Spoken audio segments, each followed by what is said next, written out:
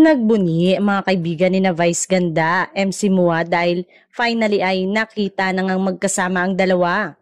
Siyempre, sa comedy bar ni Vice Ganda naganap ang muli nilang pagkikita ni MC. Yehey, post nila si Marquez.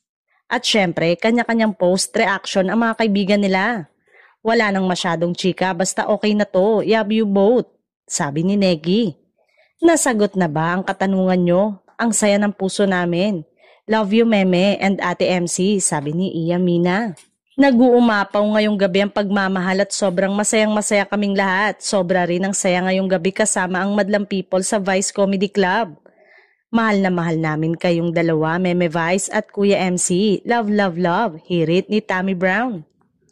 Kaya ang tanong ay, kung maisama na kaya uli sa MMFF movie ni Vice Ganda sina MC at Lassie?